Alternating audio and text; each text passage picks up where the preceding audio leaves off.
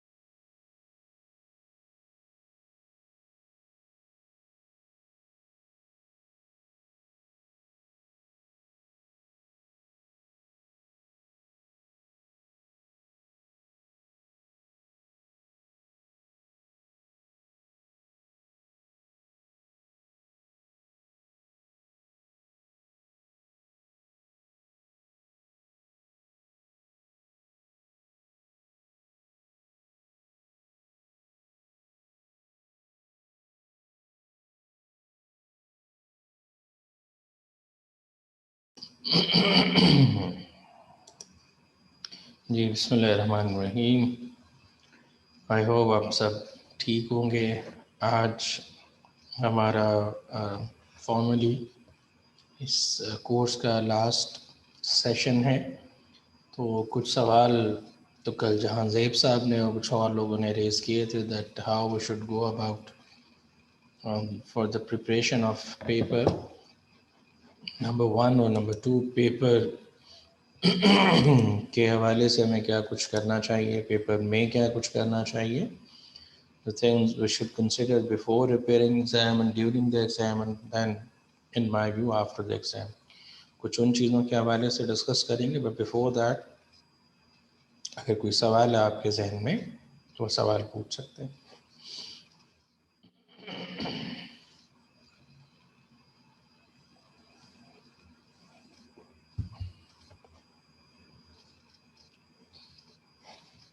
तो I hope मेरी आवाज़ आप तक पहुंच रही है।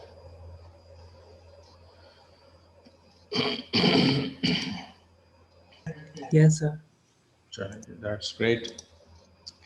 सो जहाँ ज़ैब साहब हमारे साथ मौजूद हैं।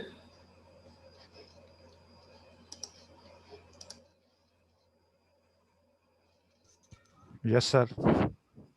चलिए जहाँ ज़ैब साहब, मैं पहले कुछ डिस्कस कर देता हूँ, फिर अगर आपका कोई काउंटर क्वेश्चन भी हो तो वो आप फिर भी रेज कर सकते हैं।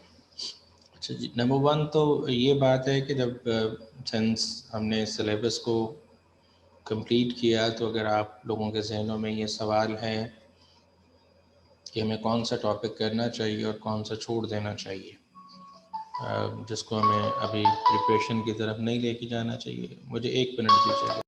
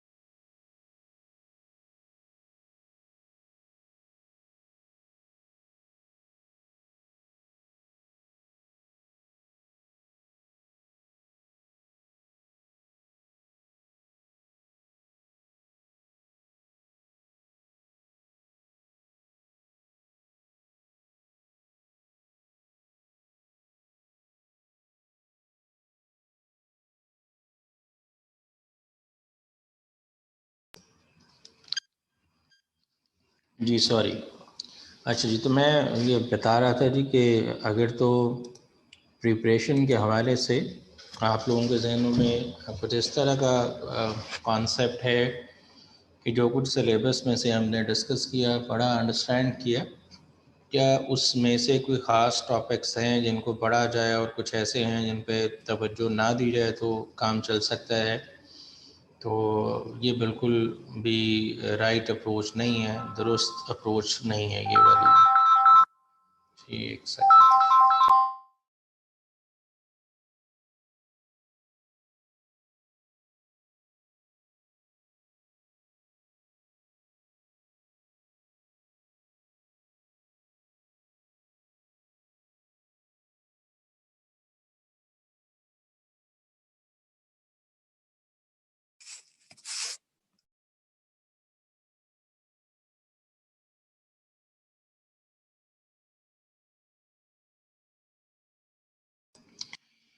जी, तो मैं बता रहा था जी, ये तो दुरुस्त अप्रोच नहीं होगी कि जो सिलेबस में मेंशन्ड है उसमें से कुछ कर लिया जाए और कुछ छोड़ दिया जाए। जब आप पेपर के लिए प्रिपेयर कर रहे हैं तो एक बात ज़हन नशीन कर लें, मैंने कुछ दिन पहले भी यही बात शेयर की थी कि जो 3 स्टेक होल्डर्स हैं उन तमाम को हमने एक ही चीज़ से, एक ही डोरी से, एक ही रस्सी से बांधा हुआ है और वो ये सिलेबस डॉक्यूमेंट ही है। बिकॉज़ मैंने आपको पढ़ाया तो I am not going to assess you like और अगर मुख्तलिफ़ स्टेशंस पे, मुख्तलिफ़ सेंटर्स के अंदर फ़िज़िकल क्लासेस भी हो रही थी, तो उन फ़िज़िकल क्लासेस में भी डिफरेंट फैकल्टी मेंबर्स होंगे, डिफरेंट टीचर्स होंगे who are teaching this course. तो या कोई और भी कोर्स, तो तमाम के तमाम टीचर्स जो डिफरेंट अंदाज में पढ़ा रहे हैं लेकिन पढ़ा एक ही चीज़ रहे हैं। सो मैं हूँ या कोई और फैकल्टी मेंबर हो, अगर उन्होंने कुछ भी पढ़ाया है तो वो इन फैक्ट सिलेबस है, और अगर उन्होंने सिलेबस नहीं पढ़ाया तो at least the person who is going to evaluate you, assess you, वो हम टीचर्स में से तो कोई भी नहीं है। तो वो जो पेपर बना रहे हैं बैठ के, उनके लिए भी यही सिलेबस डॉक्यूमेंट है कि इस सिलेबस डॉक्यूमेंट को ही वो हर सूरत पकड़ के रखेंगे और इसी में से असेसमेंट करेंगे। तो इसका मतलब ये है कि जिन्होंने पेपर असेस करना है उनके लिए मेरी राय कोई ख़ास अहमियत नहीं रखती कि क्या चीज़ इम्पॉर्टेंट और क्या चीज़ इम्पॉर्टेंट नहीं है। Technically every aspect of syllabus is important. कोई ऐसा आस्पेक्ट नहीं है जिसको हम अनइम्पॉर्टेंट कह सकें। नंबर वन, अगर वो अनइम्पॉर्टेंट होता तो why we have included that in paper, हम क्यों उसको सब सिलेबस में शामिल करते। तो डेफिनेटली अगर शामिल किया गया है तो फॉर श्योर उसकी रेलेवेंस है, और उसकी रेलेवेंस है तो अकॉर्डिंगली वो सिलेबस में शामिल हुआ है।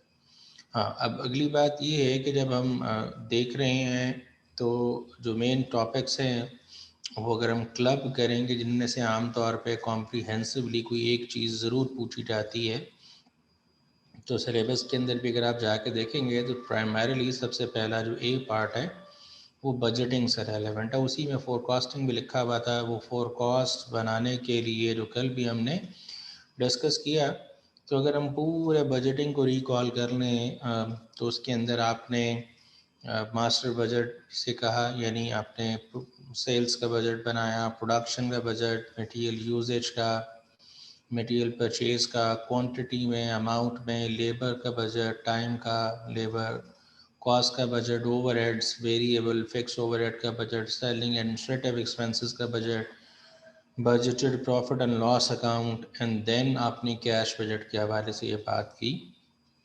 और फिर इसी के अंदर आपने फ्लेक्सिबल बजट बनाए कि एक लेवल ऑफ एक्टिविटी से दूसरे लेवल ऑफ एक्टिविटी के लिए अगर बजट बनाया जाए तो वो कैसे बनेगा।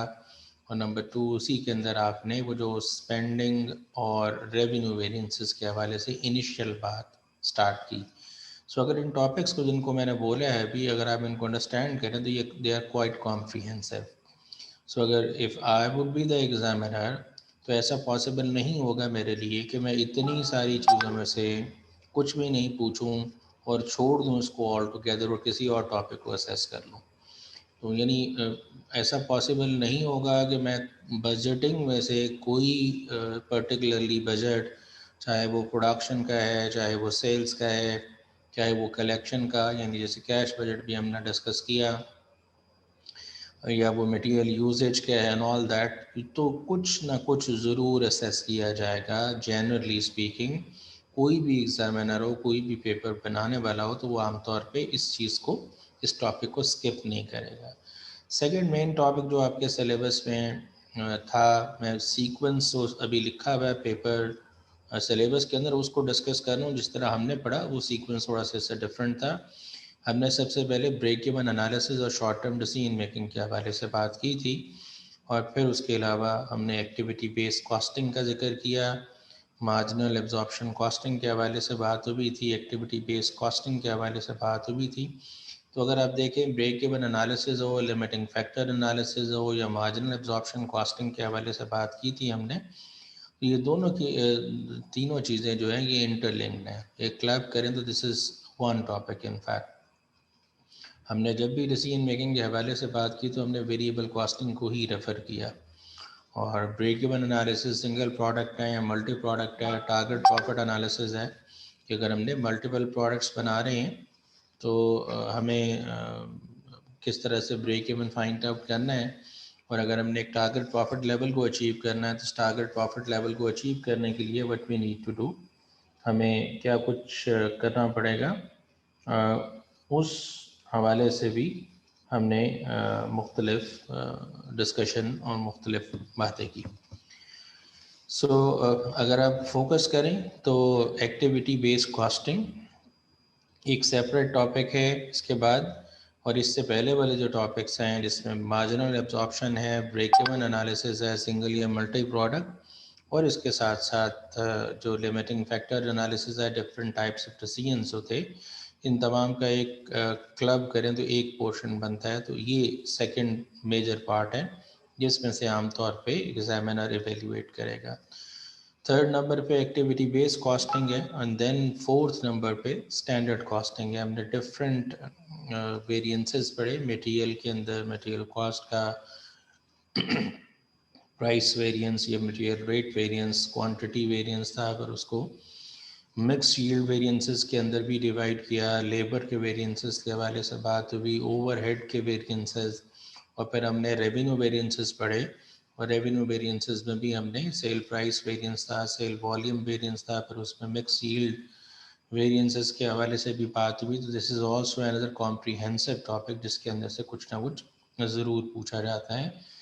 फिर सेकेंडली अगर आप इफ़ यू रिमेंबर तो हमने ये भी देखा था if we are given with the answer of variance, और कोई एक वेरिएबल मिसिंग है जो उसको कैलकुलेट करने के लिए काम आ रहा है, तो हम उसको भी कैलकुलेट कर सकते हैं। और देन जी दो मेन जो टॉपिक इसके बाद हमने डिस्कस किए जो कि फाइनेंस से रेलेवेंट थे, एक तो वही कैपिटल बजटिंग टेक्निक्स के हवाले से है, जिसमें हमने स्टार्ट किया अकाउंटिंग रेट ऑफ रिटर्न से, पे back period and discounted cash flow techniques पे आए। तो डिस्काउंटेड पे बैक पीरियड के हवाले से बात हुई, और डिस्काउंटेड पे बैक पीरियड के बाद फिर जो प्रैक्टिकली जो ज़्यादा टेस्ट भी होती हैं टेक्निक पेपर में, जिसमें नेट प्रेजेंट वैल्यू मेथड था और IRR, उस हवाले से हमने डिटेल में बात की। तो सिलेबस के अंदर ये 20% का पोर्शन है, तो अगेन अनदर डोमिनेंट पार्ट जिसमें से कुछ ना कुछ ज़रूर पूछा जाएगा। और फिर लास्टली हमने वर्किंग कैपिटल मैनेजमेंट के हवाले से बात की, जिसमें इन्वेंट्री मैनेजमेंट में हमने री ऑर्डर लेवल और इकोनॉमिक ऑर्डर साइज़ के हवाले से बात की, ABC कंट्रोल जो रैंकिंग की जाती है थियोरेटिकली उसको डिस्कस किया, रिसीवेबल मैनेजमेंट में कॉस्ट बेनिफिट का एनालिसिस करके कि रिलैक्स करें पॉलिसी को या टाइट करें क्रेडिट पॉलिसी को, क्या हो सकता है। पेबल्स में हमने जिक्र किया कि अगर हम डिस्काउंट नहीं लेंगे तो क्या नुकसान उठाना पड़ेगा, और लाइक वाइज कैश मैनेजमेंट के अंदर हमने कैश फ्लो, वो जो कैश बजट नामी चीज़ है उसको डिस्कस किया। तो ये मेन जो टॉपिक्स हैं वो यही हैं कि number 1 budgeting, number 2 standard costing, number 3 capital budgeting, number 4 working capital management, number 5 break even analysis, अगर इसी के साथ मार्जिनल एब्जॉर्प्शन कॉस्टिंग और लिमिटिंग फैक्टर एनालिसिस को ऐड कर लें, यानी break even analysis and decision making जो शॉर्ट टर्म है ये 5वां, और छठा आपका एक्टिविटी बेस्ड कॉस्टिंग है। और देन हमने थियोरेटिकली जो टॉपिक डिस्कस किया वो इन्वायरमेंटल कॉस्टिंग के हवाले से था, तो ये मेन सिलेबस का ओवरव्यू है। अब इस सिलेबस के ओवरव्यू उसमें से जैसे मैंने बताया कि जब पेपर डेवलप किया जा रहा होगा तो it may not be possible कि इसमें से किसी एरिया को स्किप किया जाए। अब कुछ ऐसी एरियाज़ है जिसके अंदर से आम तौर पे थ्योरेटिकल क्वेश्चन बनाना, यानी थ्योरेटिकल एमसीक्यू बनाना शायद कंपैरेटिवली आसान हो as compare to numerical MCQ. तो वो जो थ्योरेटिकल टॉपिक है, जैसे कल हमने एनवायरमेंटल कॉस्टिंग के हवाले से बात की, या पेएबल्स मैनेजमेंट पे बात कर रहे थे हम, या हमने इन्वेंट्री मैनेजमेंट में एबीसी कंट्रोल के हवाले से बात की, फ्लेक्सिबल बजट के अंदर हमने बात की डिफरेंट टेक्निक्स जो हैं फोरकास्टिंग के अंदर, जब हमने वो ये जो कल भी जिक्र किया हाई लो मेथड। तो इन में से आम तौर पे थ्योरेटिकल एमसीक्यू बनने के ज़्यादा चांसेस होंगे। न्यूमेरिकल एमसीक्यू है जिसका मतलब मार्क्स भी, स्कोर भी ज़्यादा होगा, वो ये जो टॉपिक मैंने अभी ब्रॉडली आपसे डिस्कस किए, जिसमें budgeting, standard costing, capital budgeting, working capital management, activity based costing और ब्रेक इवन एनालिसिस या शॉर्ट टर्म डिसीजन मेकिंग, इनमें से ज़्यादा चांस होंगे जो आपको पेपर के हवाले से पूछे जाने के चांसेस है। मैं बात कंप्लीट कर लूँ फिर आपके सवाल मैं लेता हूँ। अच्छा जी, सेकंड, तो अब आपको तैयारी करनी है। तो तैयारी करने के लिए नंबर वन, कल भी ये सवाल किया गया था कि जो कुछ हमने क्लासेस में सारे रिकॉर्डेड लेक्चर्स भी आपके पास प्रॉबेबली अवेलेबल होंगे, आप उनको दोबारा भी रेफ़र कर सकते हैं, सुन सकते हैं। तो जो हमने प्रैक्टिस की है, जो मटेरियल मैंने शेयर किया, would that be enough for your preparation? तो अगर आप कम अज़ कम उतना कर लें तो that would be enough for your preparation, क्योंकि वो सिलेबस को सफाइस करता है, सिलेबस को कवर करता है और सिलेबस के हर आस्पेक्ट के लिए सफिशेंट प्रैक्टिस। पहले नंबर पे गैरिजन की बुक और दूसरे नंबर पे जो एडिशनल आपको हैंडआउट्स दिए गए हैं उसमें से काफ़ी हद तक आपकी प्रिपरेशन इतनी ज़रूर हो जाएगी कि you will be able to attempt paper quite easily. अच्छा जी, अब इसके बाद जब आप अभी प्रिपरेशन की तरफ जाते हैं तो ये ज़हन नशीन कर लें कि अकाउंटिंग इज़ अ सब्जेक्ट जो कि इनफैक्ट याद नहीं किया जाता, समझा जाता है। अगर समझ लेंगे, कॉन्सेप्ट आपके बिल्ड हो जाएंगे, तो देन आपको दोबारा शायद पेपर वाले दिन दोबारा तैयारी करने की ज़रूरत पेश नहीं आए। अगर अभी से आप कोई टॉपिक पढ़ रहे थे और आपने अच्छे तरीके से उसकी प्रैक्टिस भी कर ली, तो you have to do on the paper day, कुछ भी नहीं करना होगा ना उससे पहले, बिकॉज कॉन्सेप्ट तो वही है। अब आप उन सवालों को दोबारा भी कर लेंगे तो वो सवाल तो वही रहेंगे। तो ना तो सवाल याद करने हैं, ना इन सवालों में से कोई पेपर में अपेयर होना, अनसीन ही क्वेश्चन होते हैं। तो होते इन्हीं कॉन्सेप्ट्स पे बेस करते हैं। तो अगर आपके कॉन्सेप्ट स्ट्रॉन्ग है तो you will be able to attempt in any question. अच्छा, तो प्रिपेयर करते हुए ना तो आप फ़िल्टर आउट करेंगे, ये छोड़ देता हूँ, ये छोड़ देता हूँ, जो कुछ टॉपिक्स हैं वो सारे के सारे पढ़ें, नंबर वन। नंबर टू, पढ़ते हुए जब आप अभी, अगर आप मतलब पहले नहीं आपने तैयारी की तो अभी आपने पढ़ना शुरू करना है, तो उसके लिए तरीकाकार ये होगा कि आप पहले जो भी टॉपिक स्टार्ट करते हैं तो जो बुक आपको रेफ़र की गई है, पहले उस बुक की थ्योरी पढ़ें। लेक्चर सुन लें ज़रूर, रिकॉर्डेड लेक्चर, लेकिन आप उस बुक की थ्योरी पढ़ें। थ्योरी पढ़ने से कॉन्सेप्ट बिल्ड हो जाएंगे और कॉन्सेप्ट स्ट्रॉन्ग करने के लिए आप प्रैक्टिस करेंगे, इंस्टेड के सिर्फ प्रैक्टिस कर लें और कॉन्सेप्ट बिल्ड करने पे फोकस ना दें। तो जब प्रैक्टिस करने होगी तो उससे कम से कम वो सवाल याद तो ज़रूर हो जाएंगे, अगर ये होगा तो ऐसे करना है, अगर वो होगा तो ऐसे करना है। लेकिन अगर उसके पीछे कॉन्सेप्ट मौजूद होगा तो फिर कोई भी सवाल हो, कोई भी क्वेश्चन हो, कोई भी प्रॉब्लम, कोई भी इशू हो, तो आप बड़े अच्छे तरीके से उसको हैंडल कर सकेंगे। सो अगर अभी पढ़ना शुरू करेंगे तो पहले बुक से थ्योरी पढ़ेंगे, और थ्योरी पढ़ने के बाद अगर लेक्चर्स भी सुन रहे हैं रिकॉर्डेड तो वो भी सुने, और उसके बाद आप प्रैक्टिस की तरफ जाएंगे, इंस्टेड ऑफ कि आप सिर्फ प्रैक्टिस करेंगे। अच्छा, अब कंक्लूड कर लेते हैं ये सारी प्रिपरेशन। तो जब आप एग्ज़ाम डे में एग्ज़ाम के लिए पहुंचते हैं तो उस टाइम जो सबसे इम्पॉर्टेंट चीज़ है वो टाइम मैनेजमेंट है, बिकॉज कंप्यूटर बेस्ड एग्ज़ाम है और कंप्यूटर बेस्ड एग्ज़ाम के अंदर टाइम बाउंड है, और अगर रिटन एग्ज़ाम भी हो तो टाइम बाउंड एग्ज़ाम्स होते हैं। और चूँकि आप कन्वेंशनली तमाम लोग कन्वेंशनल मोड ऑफ़ एजुकेशन से ही पढ़े हैं और वहाँ पे आपने फ़िज़िकल एग्ज़ाम ही दिए होंगे। अब ये चूँकि हालात व वाक़यात ऐसे हैं कि सब कुछ ऑनलाइन की तरफ है, तो आपको यकीनन उस कंप्यूटर के हवाले से, अगर आप उतना फ़ेमिलियर नहीं है यूज़र्स के हवाले से या कंफर्टेबल नहीं है, बिकॉज़ लिखना और लिख के कैलकुलेटर पे करना, अब इन चीज़ों में आसानी है आपके लिए, तो नो डाउट आसानी तो है, लेकिन अब चूँकि आपको वहाँ पे अपीयर होना है तो now you need to manage the time.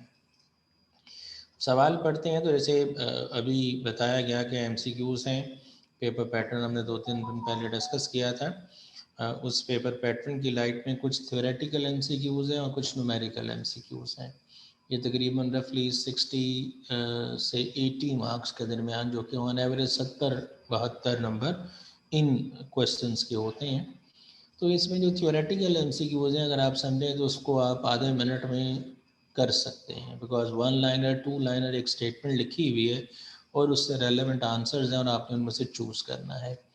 सो उनको बार बार पढ़ के या उन पर दोबारा टाइम लगा के आपको कोई फ़ायदा नहीं होगा।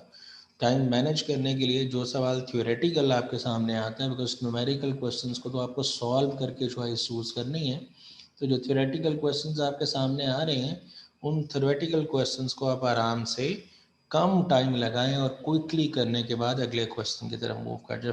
फॉर एग्जांपल कोई सवाल ऐसा है जो आपको समझ नहीं आ रहा, तो फॉर द टाइम बिंग छोड़ दें, बिकॉज आप रिवर्ट कर सकते हैं उस सवाल की तरफ, आप वापस आ सकते हैं। लेकिन आई वुड सजेस्ट कि अगर आपको बिल्कुल समझ नहीं आ रहा, तो बिल्कुल समझ ना आने की सूरत में तो ये पॉसिबल है कि आप फिर अल्लाह का नाम लेके कोई भी टिक लगा दें। अगर आपने कोई टॉपिक फॉर एग्जांपल तैयारी करते हुए छोड़ा हुआ है, तो आप उसको फिर उसी वक्त टिक लगा दें, वापस आने का इंतज़ार ना फरमाएं कि मैं फिर वापस आके इसको दोबारा कर लूँगा। इट्स बेटर कि आप उसी टाइम उसको टिक मार्क कर दें, अल्लाह का नाम लें, जो आपको सूटेबल चॉइस लग रही है, मोस्ट क्लोज चॉइस, उसको आप टिक करके आगे निकल जाएं, ताकि वापस उस पर टाइम दोबारा लगाने के लिए हो सकता है टाइम ना बच पाए और आप वापस उस क्वेश्चन की तरफ दोबारा मूव ना कर सकें। तो ज़्यादा अप्रोप्रिएट होगा उसी टाइम कर लें। अगर कोई टॉपिक ऑल टुगेदर आपने नहीं किया हुआ और आपको लगता है कि चलें इस पर तो मैंने तुक्का ही लगाना है, तो वो तुक्का लगा छोड़ें। लेकिन अगर आपको कोई टॉपिक आता है लेकिन वो कंफ्यूज आपको लग रहा है कि पता नहीं, अभी जहन में नहीं आ रहा, शायद आ जाए, होता बाजुकात ये है कि जब आप कुछ और क्वेश्चंस आगे पढ़ेंगे तो माइट भी उनको पढ़ते हुए आपका कॉन्सेप्ट जो जहन के किसी खाने में महव हो गया है वो दोबारा रिफ़्रेश हो जाए, और अगर वो रिफ़्रेश होगा तो उसकी लाइट में आप प्रॉपर चॉइस चूज़ कर सकते हो और प्रॉपर आंसर दे सकते हो। तो ऐसी सूरत हाल के अंदर आप उस क्वेश्चन को for the time being refer कर दें और आगे चले जाएं। लेकिन ये जहन में रहे हर सूरत में कि चूँकि आपने टाइम एक्सेसिव अगर हर सवाल पे लगाया तो you will be in trouble. आपके सामने जितने सवाल अपीयर हो रहे हैं उन तमाम क्वेश्चंस का आपने आंसर करना है। जब मैक्सिमम क्वेश्चंस का आंसर करेंगे तो ऑब्वियसली चांसेस बढ़ जाएंगे। जैसे 100 नंबर का पेपर है और 80%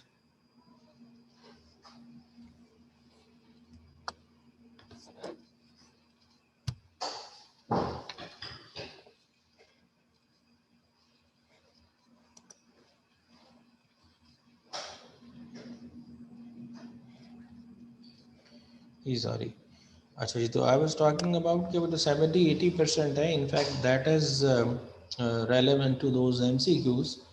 और बाकी जो है वो आपका समहाउ जो सब्जेक्टिव टाइप है जिसके अंदर आपने कुछ कंप्यूटर पर लिख के करना है, तो अगर आप देख रहे हैं कि वो सारे के सारा अटेम्प्ट करना है तो कितने सवाल हैं, और तो आप उन सवालों को अगर एवरेज आउट कर लें तो आपके सामने कि एवरेज सा टाइम आ जाएगा। तो उस एवरेज के टाइम्स को मैं डिवीजन करने के लिए प्रेफर कर रहा हूँ, सजेस्ट कर रहा हूँ कि आप पहले जो थ्योरेटिकल एमसीक्यूज है उस पर कम से कम टाइम लगा के सेव करें वहाँ से टाइम, जो एवरेज टाइम पर क्वेश्चन निकलता है, और उसको आप स्पेंड करें ऑन योर न्यूमेरिकल टाइप जो आपके एमसीक्यूज हैं या वो लॉन्ग क्वेश्चन कोई एंड पे मिलता है, तो उसको आप उसमें यूज़ करेंगे तो that will be beneficial for you. अच्छा जी, तो एक तो ये बात है, और सेकेंडली जब पेपर में बैठे हैं, और it might be possible, usually इतना टाइम नहीं होता, लेकिन जो कि स्टूडेंट्स की हैबिट होती है, आदत होती है कि वो एक दूसरे की तरफ देखते हैं और ये पूछने की कोशिश करते हैं, मतलब या प्रेफर करते हैं, चूँकि ये एमसीक्यू वगैरह के अंदर तो 90% यही है कि आपका सवाल और साथ वाले का सवाल जो है वो आपस में मैच नहीं कर रहा। लेकिन इवन दैन बाज़ औक़ात लोग सोच रहे होते हैं कि उससे देख लूँ या इससे पूछ लूँ या ऐसे कर लूँ, तो उससे बेहतर ये है कि आप किसी से भी डिस्कस ना करें, अपने टैलेंट से करें। व्हाटएवर यू विल डू, इंशाल्लाह उसका रिज़ल्ट आपके सामने होगा।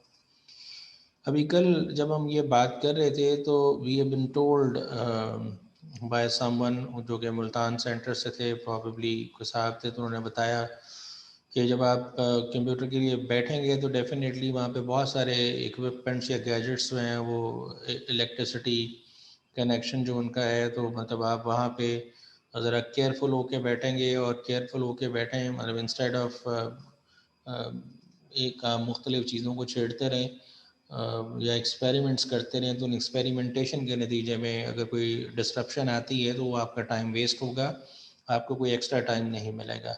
सो इसलिए इस चीज़ से बचने का हल आपके पास यही है कि आप फोकस्ड रहें। और नंबर टू, देखिए पेपर जब आपके सामने आ गए हैं क्वेश्चंस, तो करने में जैसे मैंने एक तो तरीकाकार बताया कि थ्योरेटिकल क्वेश्चंस पे कम से कम टाइम लगाएं, और न्यूमेरिकल जिसमें सॉल्व करना पड़ता है उस पर अगर ज़्यादा टाइम भी लगता है तो आपका एवरेज टाइम पर क्वेश्चन जो है वो कॉम्पनसेट हो जाएगा। अच्छा, दूसरी ये बात है कि जो पेपर में फॉर एग्जांपल कोई सवाल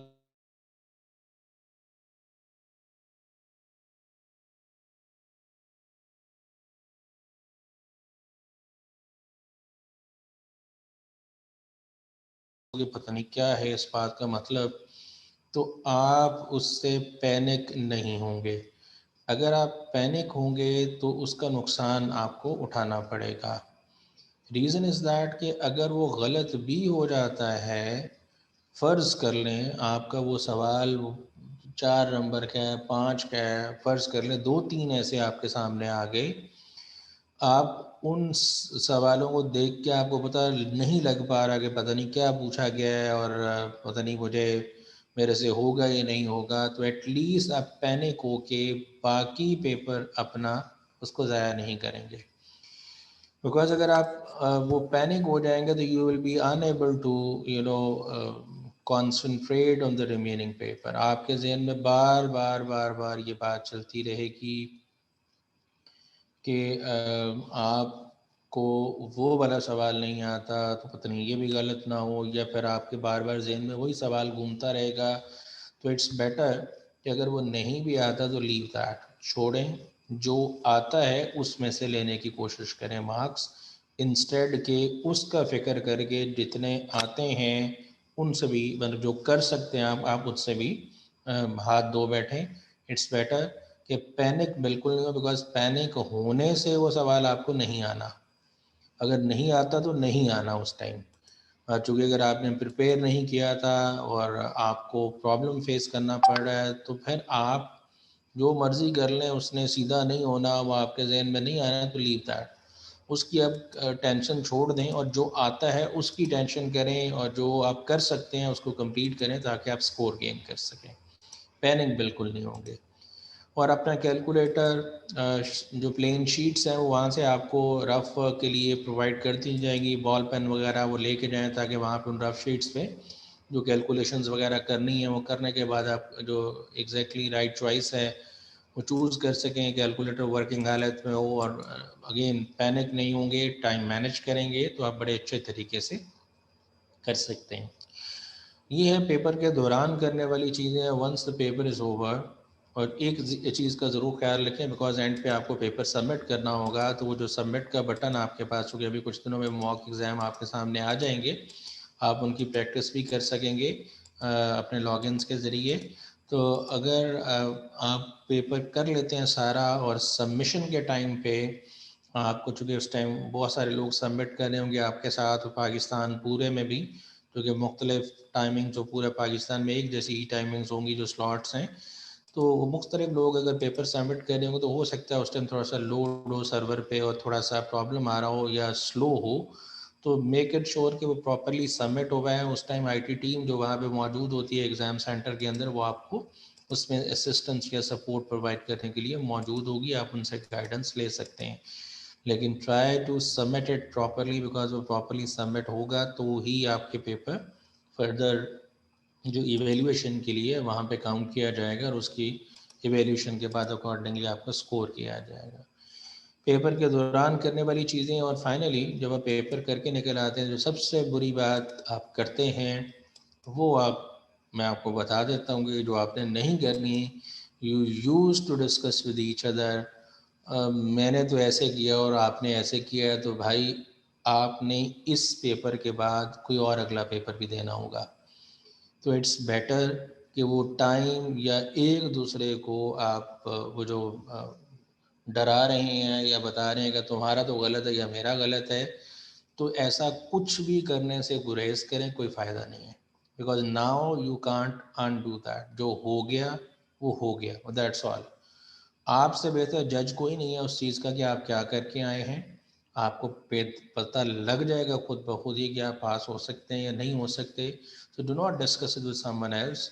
छोड़ें उस बात को, चाहें अगले पेपर की तैयारी पे टाइम लगाएं। मतलब पेपर हो गया, अब उसको डिस्कस करके पैनिक होके दूसरों की बातें सुन के किसी और पेपर को ख़राब करने के लिए अपना मतलब जहन डाइवर्ट नहीं करें। It's better paper is over ना, लीव दैट पेपर और ट्राई करें जो भी आप अगला पेपर देने के लिए जा रहे हैं उस पर तवज्जो दें, उसकी प्रिपरेशन पे टाइम लगाएं।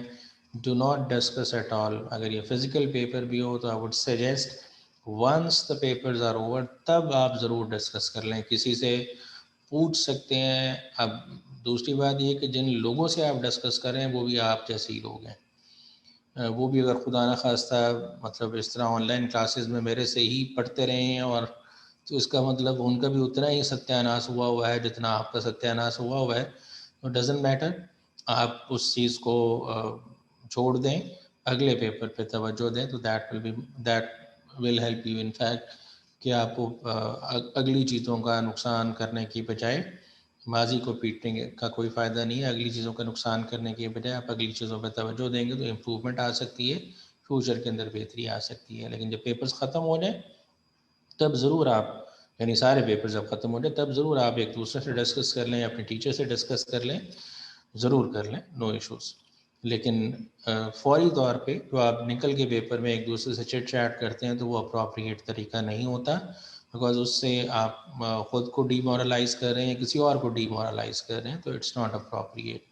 मोराल हाई रखें, एफर्ट करें, तो इंशाल्लाह अल्लाह ताला आपको रिवॉर्ड देगा। मैंने 2-3 दिन पहले भी आपको ये बात बताई थी कि बहुत सारे लोग पेपर के हवाले से बड़ा कुछ मिथ्स हैं, कुछ मिसकॉन्सेप्शंस हैं जिन पे बड़ी आसानी से यकीन कर लेते हैं कि शायद इंस्टीट्यूशन में जो एग्ज़ाम लिया जा रहा होता है उसमें ऑब्जेक्टिव फ़ेल करना होता है, हमें पास नहीं किया जाता। We did very good. तो मैं माज़रत के साथ ये हाईलाइट कर दूं कि ऐसा कुछ भी नहीं है। जो पास होना चाहता है हम उसको पास करते हैं, जो पास नहीं होना चाहता हम उसको पास नहीं करते। सो इनफैक्ट फ़ेल होने के लिए बहुत मेहनत करना पड़ती है, पास होने के लिए तो उतनी मेहनत नहीं करना है। फ़ेल होने के लिए तो आपको एग्ज़ामिनर को साबित करना पड़ता है कि मेरे से निकम्मा है ही कोई नहीं, तो आपको फ़ेल करेगा। देखिए, पास होने के लिए तो सिर्फ आपको इतना साबित करना पड़ता है कि मैं इतना स्कोर ले रहा हूँ तो इसका मतलब मैं पास हो सकता हूँ। 50 नंबर अगर आप ले लेंगे तो इसका मतलब आप एफ़र्ट कर रहे हैं, अभी पढ़ के वो नंबरों के लिए एफ़र्ट कर रहे हैं ताकि पास हो जाएं। तो उसका मतलब वो तो एफ़र्ट आपने की। अगर आप कहेंगे मैंने पूरी कोशिश करनी है कि मैं पास नहीं हूँ, तो देखेंगे आप जितनी पूरी कोशिश वो वाली है वो तो बहुत ज़्यादा कोशिश है। बड़ा मुश्किल काम है फ़ेल होने के लिए एफ़र्ट करना। आप सारे पास होने के लिए एफ़र्ट कर रहे हैं तो फिर अल्लाह ताला की ज़ात पे यकीन रखें, अल्लाह ताला आपको आपकी मेहनत का सिला ज़रूर देगा। Positively, positive frame of mind से सोचेंगे, जो आप मेहनत कर रहे हैं वो अनरिवॉर्डेड नहीं जाएगी, उसका यकीनन बिल यकीन आपको बेनिफिट होगा। आप मेहनत करें, रिवॉर्ड अल्लाह ताला की तरफ से है, वो ज़रूर मिलेगा। कंसंट्रेशन पढ़ते हुए ज़रूर बरकरार रखा करें। जैसे अभी भी आप प्रैक्टिस के लिए बैठे हैं या रिवीजन के लिए बैठे हैं, रिकॉर्डेड लेक्चर्स सुन रहे हों, तो माइंड इट, जो कंसंट्रेशन है दैट पेज अ लॉट। अभी चूँकि यूजुअली अभी you have seen many times कि मैं आपसे बात कर रहा होता हूँ, कुछ डिस्कस कर रहा होता हूँ, तो समटाइम्स ऐसा होता है कि मोबाइल पे मेरे कोई कॉल आ गई है या इस तरह से, तो यूजुअली मैं बीइंग टीचर मेरी अटेंशन भी डाइवर्ट हो जाती है। तो मेरी बात करते हुए दरमियान में बात में मैं फ़ील करता हूँ कि जिस तरह से मैं कन्वे करना चाह रहा था शायद उस तरह से कन्वे नहीं कर पाया, तो ये डिस्ट्रप्शन है जो उस सारे प्रोसेस को मतलब उसमें ट्रबल क्रिएट कर रही है, प्रॉब्लम क्रिएट कर रही है। तो माइंड इट, अगर यही काम पढ़ते हुए किया जा रहा हो कि आप डिस्टर्ब हो रहे हों, आप बार बार मोबाइल फ़ोन देख रहे हों, मैसेज आया है तो उसको देख रहे हों, तो ये बिल्कुल काम नहीं करने। जब पढ़ने के लिए बैठे तो ज़िंदगी का उसूल रखें, आइदर और होता है, दोनों में से एक काम। या तो आप पढ़ लें तो या आप फ़न कर लें। लेकिन अगर आप फ़न करते हुए आपको पढ़ाई की फ़िक्र भी साथ चल रही है कि वो मेरा वो भी रहता है और वो भी रहता है, तो फिर आप इन फैक्ट जो फ़न कर रहे हैं आप उसको भी इंजॉय नहीं कर रहे, लेजर टाइम को भी इंजॉय नहीं कर रहे। अगर उस लेजर टाइम को इंजॉय करना है तो फिर भूल जाएं पढ़ाई को उस टाइम। लेकिन जब आप पढ़ रहे हैं तो फिर आप लेजर टाइम को भूल जाएं। यानी आइदर और वाली अप्रोच है, या तो पढ़ना है तो फिर बस पढ़ना है, और जब फ़न करना है, जब इंजॉय करना है, जब फैमिली टाइम स्पेंड करना है तो फिर वो करना है। तवज्जो दोनों तरफ डाइवर्ट रखेंगे तो ना तो आप पूरा इंजॉय कर सकेंगे अपने लेजर टाइम को, और ना पढ़ते हुए आप जब कंसंट्रेट नहीं कर रहे होंगे तो वो चीज़ जो आप एक पेज बुक का थ्योरेटिकली पढ़ रहे हैं वो शायद 5 मिनट में पढ़ा जा सकता हो और उसका मतलब भी आपको समझ आ सकता हो। लेकिन अगर आप विदाउट कंसंट्रेशन पढ़ रहे होंगे तो आप बार बार भी पढ़ते रहेंगे तो आप उसका असल मतलब अखज़ ही नहीं कर सकेंगे, आप उससे असल मतलब नहीं निकाल सकेंगे। सो मेक इट श्योर जब भी लाइफ में कोई काम करने बैठते हैं तो कंसंट्रेशन रिक्वायर्ड होती है। पढ़ाई के लिए हर सूरत में आपको कंसंट्रेशन रिक्वायर्ड होती है। आप कंसंट्रेट करेंगे तो डेफिनेटली आपको हर सूरत में उसका बेनिफिट मिलेगा।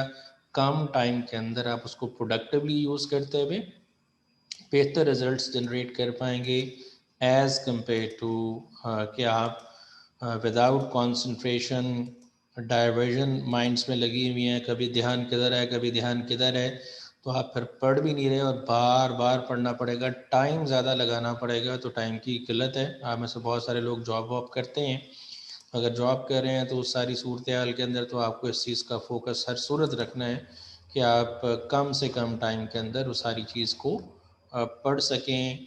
उससे जो अल्टीमेट जो चीज़ है उसके अंदर जो इसका जस्ट है वो आप गेन कर सके। Once you will gain that तो आप बड़े अच्छे तरीके से उसको कैरी कर सकेंगे।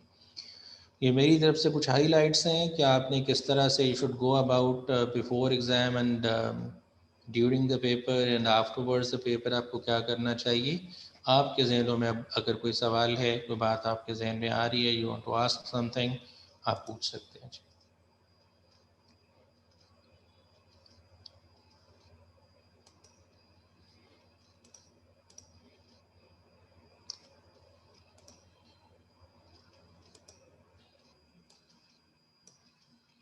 जी जहांज़ेब साहब, आप कुछ पूछना चाहते हैं तो पूछ लें, बिकॉज यू आर इंटरेस्टेड कि कुछ हमें इस तरह की चीज़ें हाईलाइट कर दी जाएँ। आई ट्राइड कि मैं कुछ जो मुझे समझ आता है वो मैं आपको बता सकूं, लेकिन अगर आपको कोई क्यूरी है, कोई जहन में सवाल है और पूछना चाहते हैं तो पूछें आप। क्यों नहीं है मसलन, यही है कि अब देखिए मसलन मैं मकसद ये है हमारा कि हम अच्छे मसलन ये ना सिर्फ पेपर पास करें बल्कि आगे भी प्रोफेशनल लाइफ में भी आप जो है आपकी आवाज़ कट के जहांज़ेब साहब। स्लो है। अब ठीक है। जी अब ठीक है, जी बताइएगा दोबारा। मैं कह रहा हूँ सर हमारी देखें लाइफ का मकसद एक ये नहीं है कि सिर्फ पेपर पास करना है, आगे प्रोफेशनल आप गोल को भी देखना है कि हम प्रोफेशन में भी कुछ अचीव कर सके। तो मेरा ये है कि हम नॉलेज के लिए भी साथ पढ़ें, पास तो करना ही है, साथ नॉलेज भी थोड़ा हो कि कल को जब जाएं तो ये ना हो कि बस पास किया है। तो इससे मैं कह रहा हूँ कि मतलब सिलेबस लाजमी कवर करना है, मेरा ये जी भी है। बिल्कुल, वेरी राइट। देखें कुछ ऐसी चीज़ें हैं जो कन्वेंशनल जो एजुकेशन सिस्टम्स हैं उसके अंदर ऐसे ही चलता है कि हम स्कोर के पीछे भागते हैं। स्कोर के पीछे भागेंगे तो शायद नॉलेज गेन ना कर पाएँ आप अगर नॉलेज के पीछे भागेंगे तो स्कोर ऑटोमेटिकली आपके पीछे भागेगा। तो जैसे मैंने गुजारिश की कि जब आप तैयारी करने बैठें तो पहले उस टॉपिक की बेस पकड़ें। अगर आप उसके कॉन्सेप्ट को, बैक एंड नॉलेज को समझ जाते हैं, उसकी प्रैक्टिकल एप्लीकेशन समझ जाते हैं, तो फिर उसकी प्रैक्टिस करना, उसके जो सिनेरियोज़ हैं, केसेस हैं, उनको सॉल्व करना, that's not a big deal at all. और यही चीज़ आपको प्रैक्टिकली पे बैक करेगी। ऐसा नहीं होता, और प्रैक्टिकल चूँकि आप में से कुछ लोग काम कर रहे हैं तो यू विल फील इट कि ऐसा नहीं होता कि मेरे पास एक कंप्लीशन सर्टिफिकेट है किसी भी डिग्री का, तो मेरा वो डिग्री का सर्टिफिकेट या चलें आईसीएमए से आपको कंप्लीशन सर्टिफिकेट मिल जाता है तो वो मुझे जॉब दिलवा देगा। नहीं, जॉब दिलवाना नहीं, उस सारे सर्टिफिकेट का काम इनफैक्ट आपको शॉर्ट लिस्ट करवाने की हद तक है, आपको इंटरव्यू रूम तक पहुंचाने की हद तक है। सक्सेस जो होती है वो 3 चीज़ों से मिलकर बनी है। अगर हम इस चीज़ को देखें तो नंबर 1 तो ये है कि आप जब कभी भी किसी इंटरव्यू के अंदर जा रहे हैं तो ये बात ज़हन नशीन कर लें, सबसे इम्पॉर्टेंट बात जो है, मैं 3 बातों को उस तरतीब से बता रहा हूँ। सबसे इम्पॉर्टेंट बात जो पहले नंबर पे होगी वो आपकी अपीयरेंस है। आप किसी इंटरव्यू रूम के अंदर एंटर होते हैं and we are interested to hire you as a manager, तो हम आपकी अपीयरेंस देख के कुछ ना कुछ बीइंग इंटरव्यू पैनल अपने जहन पे बैठा लेते हैं कि नहीं ये उस तरह का नहीं है या ये ऐसा नहीं है।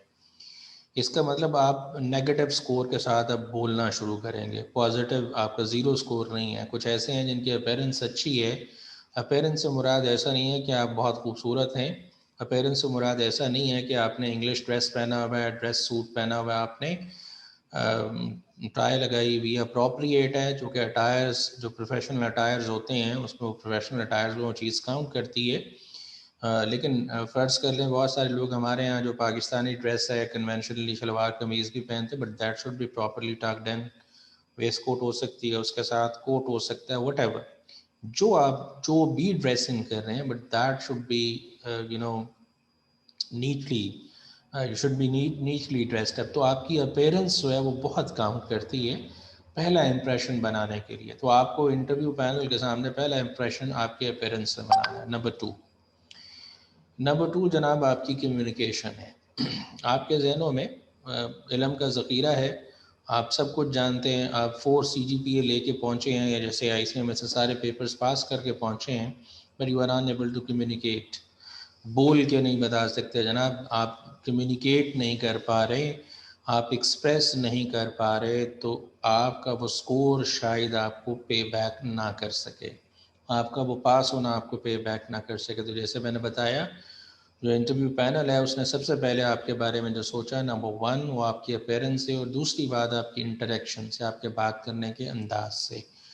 आपके सामने कोई सवाल तो नहीं रखा जाएगा इसको सॉल्व करके दे दें, अगर आप सॉल्व कर देंगे तो यू विल बी हायर्ड, नहीं, आपसे पूछा जाएगा उस नॉलेज जो आपने पढ़ा हुआ है उसके बारे में आपको बताना होगा। Communicate, verbal communication, non verbal, आपके जेस्चर्स, पोस्चर्स, ये सारे काउंट करते हैं।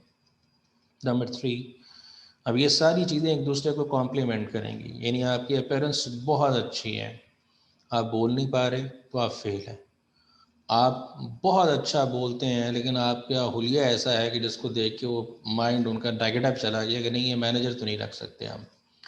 अच्छा, अगर ये दोनों बातें हैं तो उसके बाद आगे चले तो तीसरी चीज़ है नॉलेज। आप बहुत अच्छा बोलते हैं, बहुत अच्छी तकरीर करते हैं, बहुत अच्छा कम्युनिकेशन आपके पास स्किल्स हैं, आपका स्पोकन बहुत अच्छा है, दैट्स राइट, आपकी अपीयरेंस बहुत अच्छी है, दैट्स राइट, लेकिन हमने आपसे सिर्फ तकरीरें तो नहीं करानी, हमने तो आपसे वो जो चीज़ अप्लाई करवानी है हम उसके बारे में आपसे जानना चाह रहे हैं। तो तीसरी चीज़ है ये नॉलेज। तो ये तीनों चीज़ें एक दूसरे को मिल के कॉम्प्लीमेंट करती हैं, तो फिर आप सक्सेस गेन करते हैं प्रोफेशनल और प्रैक्टिकल लाइफ के अंदर। तो आपको बहुत कुछ, आपकी अपीयरेंस बहुत अच्छी है, कम्युनिकेशन बहुत अच्छी है, नॉलेज नहीं है तो फेल है, नॉलेज बहुत अच्छा है, कम्युनिकेट नहीं कर पा रहे तो फेल हैं। तो सक्सेस के लिए ये तीनों चीज़ों का आपको ख्याल रखना है। तो इसीलिए बार बार बात हो रही है, कोई भी सब्जेक्ट पढ़ रहे हो, मैनेजमेंट अकाउंटिंग ही नहीं, कोई और भी सब्जेक्ट अगर आप पढ़ रहे हो, तो आप उस सब्जेक्ट को पढ़ते हुए ये ज़रूर ख्याल रखेंगे कि आप उस सब्जेक्ट के जो बेस कॉन्सेप्ट्स हैं, किसी भी सब्जेक्ट के अंदर, फिर उस सब्जेक्ट के अंदर डिफरेंट टॉपिक्स हैं, उन टॉपिक्स के जो बेस कॉन्सेप्ट्स हैं आप उनको बड़ी डिटेल में अंडरस्टैंड करेंगे, और अंडरस्टैंड करने के बाद ही आप आगे चलेंगे। Just a minute.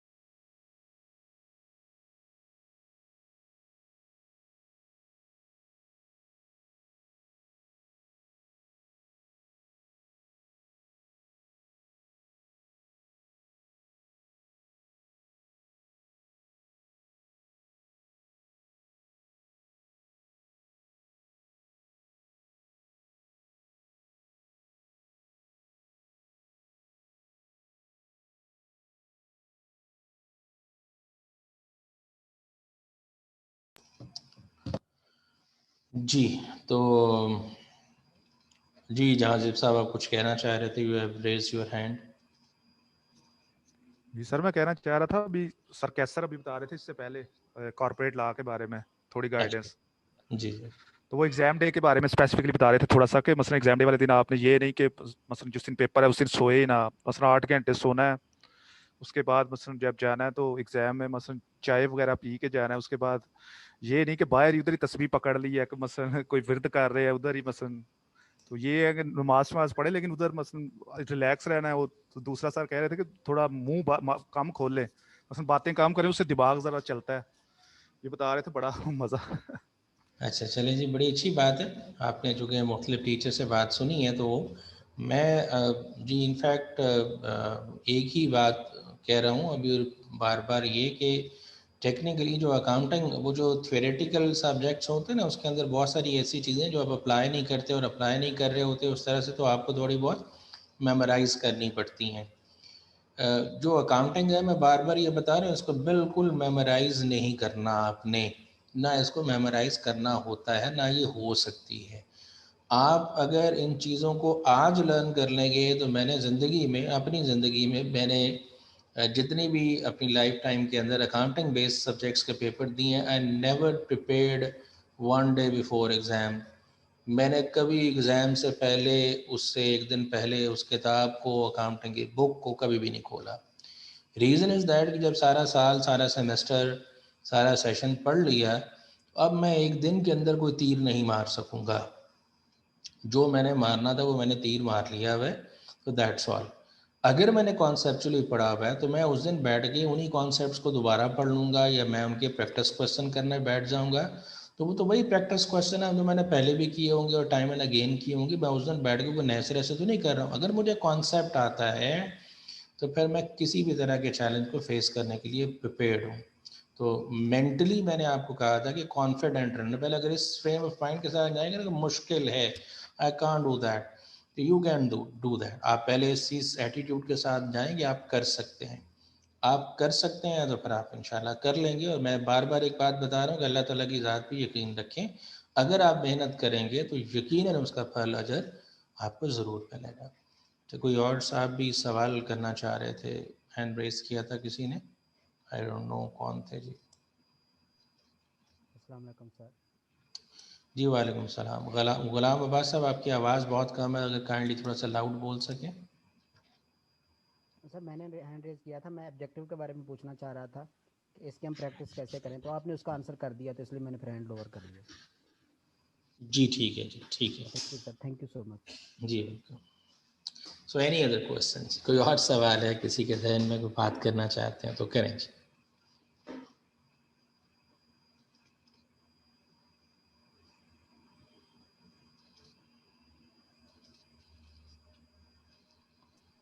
अस्सलाम वालेकुम सर।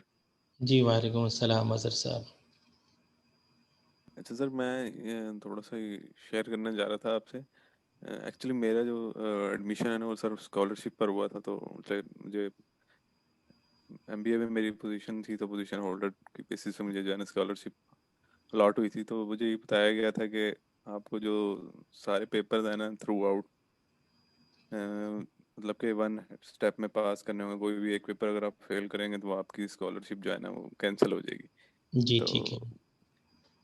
पहला पेपर तो मैंने अल्हम्दुलिल्लाह पास कर लिया है। इस सेमेस्टर में दो पेपर देने हैं मैंने। तो तैयारी अच्छी है, लेकिन क्योंकि जाहिर है सर आपको पता है जॉब के साथ थोड़ा सा मुश्किल हो जाता है। और मैरिड भी हूँ अल्हम्दुलिल्लाह, दो बच्चे हैं मेरे। माशाल्लाह। तो बहरहाल यह है कि मोटिवेटेड हूँ काफ़ी, इंशाल्लाह चल, hope for the best, I will that's try good, my best. That's great. अच्छा, मैं इसमें आपकी बात के साथ एक चीज़ ऐड कर देता हूँ। देखें, मैं मतलब ऑनेस्टली स्पीकिंग, जैसे आप में से बहुत सारे लोग जॉब कर रहे हैं और अगर कोई लाइव क्लासेस नहीं ले पा रहा था तो उसकी प्राइमरीली रीज़न यही थी कि वो शायद जॉब पे हैं और जॉब टाइम के साथ इस सारी चीज़ को मैनेज करना मुश्किल है। फाइन, आप रिकॉर्डेड लेक्चर्स लोग सुनते रहे और बहुत सारे लोग अभी भी कांटेक्ट करते हैं मटेरियल के हवाले से भी, कुछ गाइडेंस के हवाले से भी। तो we use to, I myself personally I use to share them. Share with them all sorts of material जो सपोर्ट हो सकती है। अच्छा, मैं आमतौर पे एक बात ज़रूर किया करता हूँ, वो ये है कि अगर आपने ये कड़वा घूंट भरा है, वो ये है कि आप अपनी जो पर्सनल लाइफ है टेक्निकली, उसको आप सेक्रीफाइस कर रहे हैं इस टाइम पे। अगर आप ये सेक्रीफाइस कर रहे हैं और ये एफर्ट कर रहे हैं तो ये फिर हाफ हार्टेड नहीं होनी चाहिए। आपको पूरे दिल से, पूरी नीयत से, जान से पूरी जान लगा के ये काम करना है। अगर आप टाइम लगा भी रहे हैं और पूरी एफर्ट उस तरह से नहीं लगा रहे, जैसे मैं अभी कंसंट्रेशन की बात कर रहा था, आप कंसंट्रेट होके फोकस्ड होके उस चीज़ पे एफर्ट नहीं लगा रहे, तो फिर टेक्निकली इस एफर्ट का फ़ायदा नहीं होगा।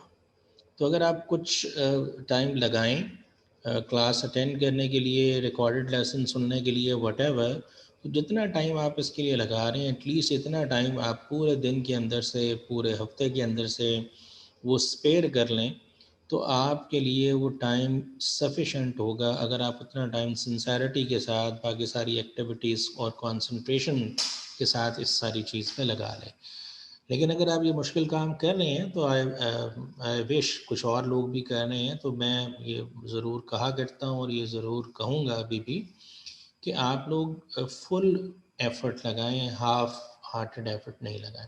आप मेहनत करेंगे, इंशाल्लाह आपको रिवॉर्ड मिलेगा, इंशाल्लाह मिलेगा, और आप you will be able to qualify. आप अच्छे तरीके से, आपको प्रैक्टिकल जो एक्सपोजर होता है ना, वो बहुत सारी चीज़ों के हवाले से आप somehow groomed होते हैं as compare to the people जो फुल टाइम स्टूडेंट है, बिकॉज वो चीज़ें जो आप प्रैक्टिस में, लाइफ में देख रहे हैं, वो शायद वो फुल टाइम स्टूडेंट्स उस तरह से नहीं देख पा रहे होते।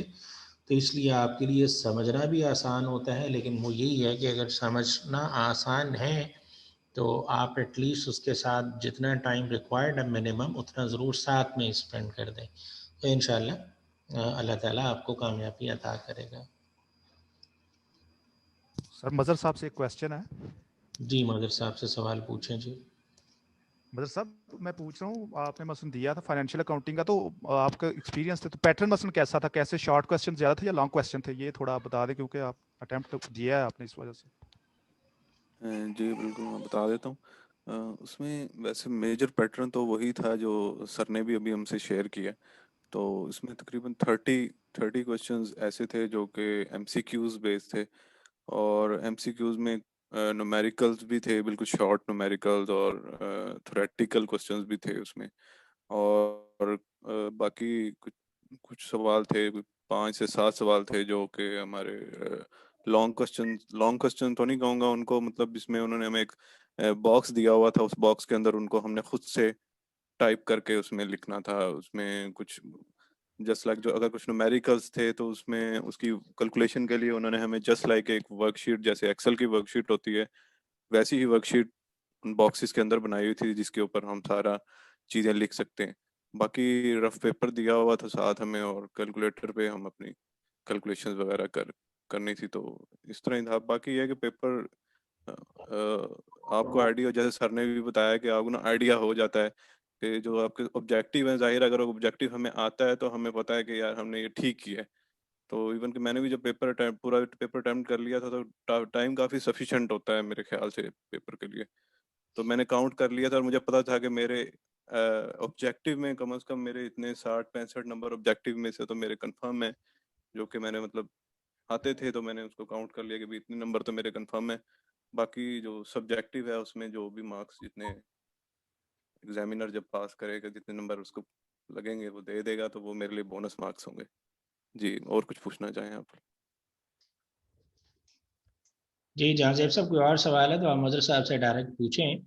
मुझे 2 मिनट दीजिएगा, मैं 2-4 मिनट में आपको ज्वाइन कर रहा हूँ। इन द मीन वाइल आप जहाँ जेब साहब और कोई और भी अगर मदर साहब से जिनका एक्सपीरियंस हो गया है, वो आपको अगर सपोर्ट कर रहे हैं तो आप पूछ सकते हैं, नो इश्यूज। अच्छा मदर साहब एक और था, जी जी प्लीज। मैं कह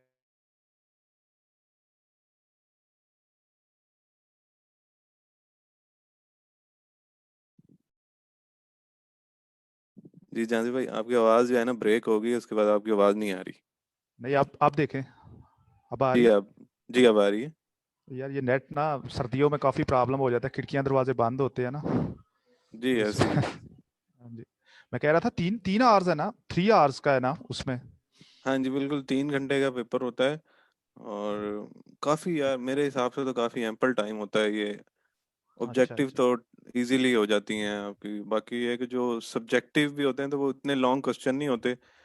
जैसे रिटन एग्जाम में तो पूरे पूरी जैसे बैलेंस शीट बनानी होती थी और प्रॉपर वर्किंग, जैसे अब सर ने हमें बजटिंग वगैरह क्वेश्चन करवाए हैं तो फुल फ्लैज बजट सर ने हमें करवाए हैं। तो इतने लॉन्ग क्वेश्चन नहीं होंगे, बिल्कुल ऐसे छोटे छोटे पोर्शन होंगे, छोटी छोटी कैलकुलेशंस पूछी जाएंगे और इस तरह का ही होगा। ठीक होगा। तो मसलन आपने कितनी देर पहले कर लिया था? आधा घंटा, 15-20 मिनट, या कितनी देर पहले आपने मसलन सॉल्व कर लिया था, उसके बाद फिर तक- चेक किया? तकरीबन पौना घंटा, आधे से पौना घंटा रहता था। आधा अच्छा पौना घंटा अच्छा। रहता था तो मैं फ्री हो चुका था पेपर करके। उसके बाद फिर मैंने कहा चलो गिनती कर लेंगे नंबर कितने बन रहे हैं, मतलब आइडिया हो जाता ना कि पास हो जाऊंगा या नहीं हो जाऊंगा। रिजल्ट आ गया अभी नहीं मदर साहब? जी आ गया था, मेरा रिजल्ट आ गया था, अल्हम्दुलिल्लाह पास कर लिया था मैंने। मैंने अच्छा दिसंबर से पहले जो अटेम्प्ट हुई थी सितंबर वाली, अच्छा अच्छा अच्छा। अगस्त या सितंबर की जो अटेम्प्ट थी उसमें पास किया था पेपर। कितने थे आपके? मसलन फाइनेंशियल अकाउंटिंग एक मुश्किल सब्जेक्ट है, समझा जाता है, जारी बात है।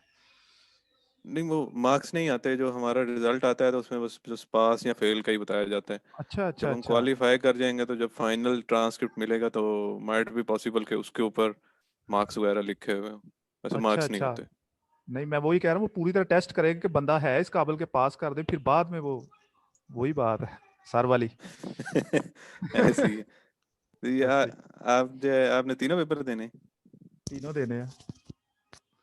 अच्छा, financial accounting and corporate reporting किन्होंने पढ़ाया आपको? सर हसन। हसन अहदाल साहब। जी जी। मैंने भी उन्हीं से ही पढ़ा था, ऑनलाइन ही अच्छा क्लासेस ली थी। अच्छा अच्छा। लेकिन आपकी यार जॉब, मसलन जॉब का मुझे नहीं पता, मेरी तो मसलन मैं 2-3 बजे तक फ्री हो जाता हूँ, तो इस वजह से टाइम होता है ज़रा, आपका नहीं पता आप टाइमिंग का, इस वजह से शायद। नहीं हमारे पास इतना, प्राइवेट जॉब है, आपकी शायद गवर्नमेंट होगी, तो जी जी। 9 to 6 वाली जॉब है तो मैनेज करना हाँ मुश्किल हो जाता है, बहरहाल कर रहे हाँ, हैं। बिल्कुल ऐसे ही है, क्योंकि वो दिमाग इतना खपा देते हैं प्राइवेट वाले के, फिर बंदा घर आके मसलन मुश्किल में ही रिकवर करता है उन सिचुएशन से, जो पता नहीं। प्राइवेट में ऐसे ही है सेक्टर में। लेकिन ये है कि आपको वो सर वाली जो बात है, एक्सपीरियंस हो जाता है ऑन द जॉब, जो चीज़ें वो रियल प्रैक्टिकल लाइफ में कैसी चल रही हैं, उसके काफ़ी एडवांटेज आपको, मेरा ख्याल है। जी ऐसे ही है। जब जॉब करने के बाद जब बंदा देखता है ना, मतलब कि अभी हम जब स्टडी कर रहे थे, पहले मैंने एमबीए फाइनेंस किया था, अच्छा तो अच्छा। अल्हम्दुलिल्लाह मैं गोल्ड मेडलिस्ट था उसमें भी। तो कौन सी यूनिवर्सिटी अच्छा में? मैंने बहाउद्दीन ज़िक्रिया यूनिवर्सिटी मुल्तान से। अच्छा अच्छा अच्छा, ज़बरदस्त ज़बरदस्त। अच्छा क्या मैं पढ़ने सीजीपीए बन वाला रहा था? स्टूडेंट था। सीजीपीए क्या मेरा बना? था मेरा 3.6 था। अच्छा अच्छा, ज़बरदस्त होगा, ज़बरदस्त। नहीं सही है यार आपका। इंशाल्लाह यार अब कर लोगे, इंशाल्लाह जितने लायक बच्चे। हाँ जी जी बस मजर साहब। कोशिश तो कर रहे हैं। ठीक होगा, ठीक है मदर साहब, अब सर शायद आने वाले हैं, वेट कर लेते हैं। मजर साहब। जी सर। अच्छा सर जी, ये जरा टॉपिक भी बता दें कौन कौन से फाइनेंशियल अकाउंटिंग में आए थे ना, ये थोड़ा सा जरा ओवरव्यू ज्यादा दे दें। हाँ यार, ये सही दूसरूर साहब ने याद करो। जी वो जरा होल्ड कीजिएगा, मैं जरा सिलेबस उसका निकाल लूँ, तो मैं जरा देखता जाऊंगा तो मुझे याद आता जाएगा कि ये पेपर में आए हुए थे। जी सही, ठीक हो गया, ठीक हो गया। देख।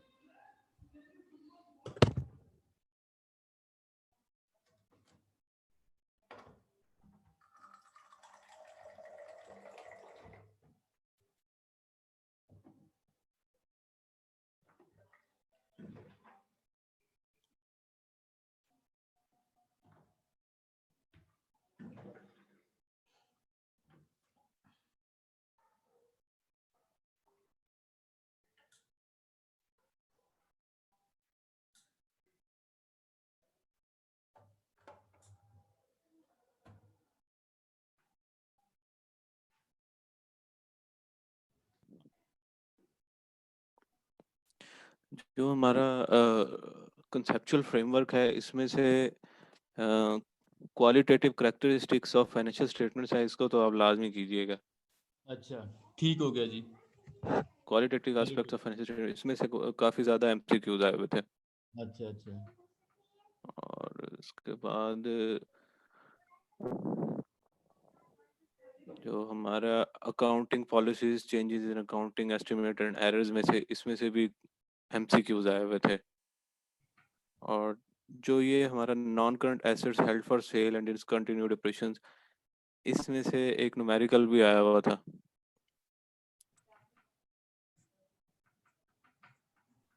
और जो हमारा लीजेस है ना, जो लीजेस में से तो दो दो दो न्यूमेरिकल थे और एमसीक्यूज भी काफी ज्यादा थे। लीजेस के ऊपर थोड़ा सा फोकस ज्यादा रखिएगा। ठीक हो गया जी। और जो टैक्सेशन वाला पोर्शन है, टैक्सेशन में से ऐसा कुछ भी नहीं आया था। हालांकि इसकी वेटेज 10% है सिलेबस में, टैक्सेशन में से कुछ भी नहीं आया था। लेकिन यह है कि ज्यादा मोटी मोटी चीज़ें आपको, डेफिनेशंस जैसे डेफर टैक्स वगैरह और टैक्स, इसकी major theoretical point of view से टैक्सेशन को देख लीजिएगा। न्यूमेरिकल ऐसे जिसमें से कुछ नहीं आना। अच्छा ठीक हो गया। ये लो। हम्म। हाँ बस अब बैटरी कट हो रही है। कैश फ्लोज में से भी आया हुआ था क्वेश्चन। कैश फ्लो में से हाँ न्यूमेरिकल जी, क्वेश्चन। हाँ जी, उसमें यह है कि पूरा न्यूमेरिकल नहीं था। उसमें एक छोटा सा एक्सट्रैक्ट पार्ट था कि ऑपरेटिंग, जो हमारा कैश फ्लोज फ्रॉम ऑपरेशंस होता है ना, ऑपरेटिंग एक्टिविटीज, उसको कैलकुलेट करना था। और उसकी पार्शियल वर्किंग थी। ये नहीं था कि पूरा कैश फ्लो स्टेटमेंट बनाना, ऐसा नहीं था। अच्छा, डायरेक्ट मेथड या इनडायरेक्ट मेथड से? इनडायरेक्ट मेथड ही यूज होता है। अच्छा ठीक हो गया। और एसेट्स की इम्पेयरमेंट को भी देखिएगा, ये भी बड़ा इंपॉर्टेंट था। इसमें से भी काफी सारे आए हुए थे अच्छा एमसीक्यूज। लेकिन माशाल्लाह आप मज़हर साहब बहुत अच्छा गाइड कर रहे हैं आपको अपने एक्सपीरियंस के हवाले से। जैसे अभी आपको बता रहे थे कि ये आप कैश फ्लो स्टेटमेंट के हवाले से पूछ रहे थे कि क्या आया, तो ये जितने भी क्वेश्चंस हैं, चाहे वो शॉर्ट क्वेश्चंस हैं, कैलकुलेशन बेस्ड एमसीक्यूज, ये जैसे ये बता रहे थे कि आपको जो कुछ 30 के करीब मार्क्स का रफली, क्योंकि 71 के करीब आपके एमसीक्यूज़ के मार्क्स होंगे, 30 के करीब रफली, जैसे पहले भी मैंने बताया है आपको, माजर साहब ने भी। तो जो बाकी है उसमें जब आपको वो रिटर्न करना है तो वो ऐसा नहीं है जैसे अभी हमने बहुत मुख्तलिफ काम किए कि आपको ये कह दिया जाए, बजट के हवाले से ही देख लेंगे, आपको ये कह दिया जाए कि आप सेल्स बजट दिया हुआ है, आप प्रोडक्शन बजट भी बनाएं, मटेरियल यूजेज भी बनाएं, मटेरियल परचेज भी बनाएं, लेबर का ओवरहेड, वो सारे बजट। ऐसा नहीं है उसमें से कुछ चंक पूछा जा सकता है। इसी तरह अगर आप देखें कि एक्टिविटी बेस्ड कॉस्टिंग के अंदर हमने थॉरोली देखा कि अगर सारे स्टेप्स को ऑल टुगेदर अप्लाई करना हो तो वो सारे स्टेप्स को ऑल टुगेदर अप्लाई करने के लिए नंबर वन तो यही है कि आपको पहले कॉस्ट लेके उसके रेट्स बनाने पड़ेंगे, रेट्स बनाने के बाद कॉस्ट एलोकेट करनी पड़ेगी, एलोकेट करने के बाद प्रोडक्ट्स की जो ओवरहेड्स हैं कन्वेंशनल और एक्टिविटी बेस्ड कॉस्टिंग के हिसाब से टोटल प्रोडक्ट कॉस्ट निकालेंगे कंपैरिजन के। तो ये सारा कुछ नहीं, इट माइट भी पॉसिबल कि आपको कह दिया जाए कि रेट बना देंगे, ये ड्राइवर्स हैं, ये क्वांटिटी है ड्राइवर्स की, ये कॉस्ट पूल यानी उसकी अमाउंट है, तो आप रेट बना दें। ये भी पॉसिबल है कि आपने रेट बनाया हो, आपको रेट बना हुआ दिया हो और रेट बने हुए दिए होने के बाद ये कह दिया जाए कि आप एलोकेट कर दें इनको। ये सारे के सारे ये जो चीज़ें हैं ये इसके साथ लाइंड है और इसी तरह से फिर पूछी जा सकती हैं आपको।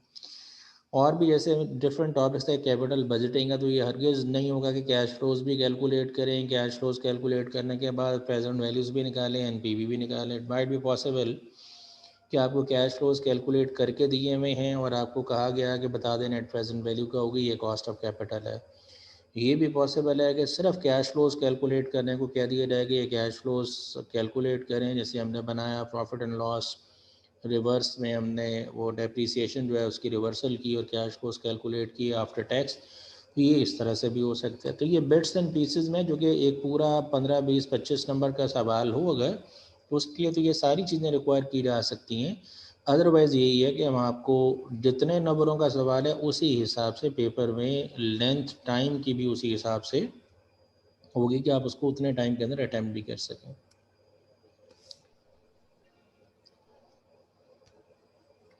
सबूर साहब आप कुछ कह रहे जी हैं, सर। आपकी आवाज़ नहीं पहुंच रही हमें। जी सर, ठीक है सर, समझ आ गई सर। सर दैट्स ये ग्रेट। 2 नंबर का एक एमसीक्यू होगा, 30 नहीं एमसीक्यूज हैं, 60 नहीं, ऐसा मार्क्स नहीं के। है, ऐसा नहीं है। ये मैंने दोबारा बता देता हूँ कि जी जी कुछ एमसीक्यूज ऐसे हैं जो 2 नंबरों के होंगे, कुछ ऐसे हैं जो 3, 4, 5 नंबरों के होंगे। यानी हर एमसीक्यू का स्कोर एक जितना नहीं होगा, जी ठीक है। जी। और जो 2 नंबर वाला एमसीक्यूज है वो टेक्निकली अगर लॉजिकली समझें तो ये वो है जिसमें किसी तरह की कोई कैलकुलेशन आपको परफॉर्म नहीं करनी, वो थ्योरी बेस्ड एमसीक्यू है। आपको ये पूछ लिया जाए कि प्लांट वाइड ओवरहेड रेट क्या होता है, या plant wide overhead rate is being calculated on the following basis, except, कोई एक उसमें से एक्सेप्शन लगा दी और बाकी ये है कि इन में से आपने कैलकुलेट, इन में से किसी की बुनियाद पे कैलकुलेट किया जा सकता है, तो आप उसमें से वो सारी बेसिस देखने के बाद चूज़ कर लें। तो ये थ्योरी बेस्ड एमसीक्यूज़ है, कॉन्सेप्ट बेस्ड एमसीक्यूज़ है। इसका चूँकि टाइम आपको कम लगाना पड़ेगा तो इसका स्कोर भी कम होगा। और कुछ एमसीक्यूज़ होंगे जो 2 नंबर की बजाय 3 नंबर के होंगे, कुछ 4 के, कुछ 5 के भी होंगे। तो इन तमाम टोटल जो ये एमसीक्यूज़ हैं ये 30 के करीब हैं रफली। जो आपके पेपर में लिखा हुआ है वो ये लिखा हुआ है, पेपर पैटर्न में जो लिखा हुआ है वो लिखा हुआ है 10 से 15 दो ये एमसीक्यूज़ इस तरह के हैं थ्योरी बेस, और कुछ ऐसे हैं जो कि कैलकुलेशन बेस्ड हैं। तो ये टोटल जो प्रीवियस पेपर्स हमने देखे उसमें हमें ये एक्सपेरिमेंट से पता चलता है कि रफली 30 एक के करीब एमसीक्यूज़ होते हैं। उसमें से कुछ थ्योरी बेस्ड हैं तो वो 2 नंबरों के होंगे, कुछ कैलकुलेशन बेस्ड हैं तो अगर कैलकुलेशन थोड़ी ज़्यादा रिक्वायर्ड है तो उसका स्कोर 5 भी हो सकता है।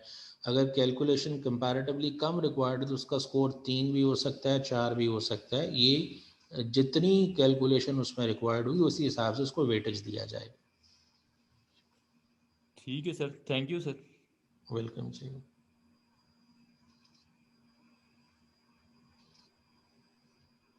जी एनी अदर क्वेश्चन जी, किसी के जहन में कोई और सवाल है, वो पूछना चाहते हैं तो you may ask. Assalamu alaikum, sir. वालेकुम अस्सलाम रहमतुल्लाह। Sir, ji regarding theoretical part, would it be wise to stick to one text? जी, जो हमने बेसिक कोर टेक्स्ट बुक आपको रेफ़र की हुई है ना, जो मैनेजेरियल अकाउंटिंग के टॉपिक्स हैं सारे के सारे, मीन मैनेजमेंट अकाउंटिंग से रेलेवेंट जो टॉपिक्स हैं, जिसमें एक्सेप्ट 2 यानी एक तो वर्किंग कैपिटल मैनेजमेंट और एक कैपिटल बजटिंग, इन 2 के अलावा जितना कुछ भी है वो आपके बेसिक गैरिजन की जो किताब आपको रेफ़र हुई हुई है दैट विल बी सफिशेंट। आप हर टॉपिक की थ्योरी वहीं से पढ़ें तो आपको आइडिया 99% तक क्लियर हो जाएगा, और उसी में से कुछ ना कुछ आपके एमसीक्यू में भी अपीयर होगा।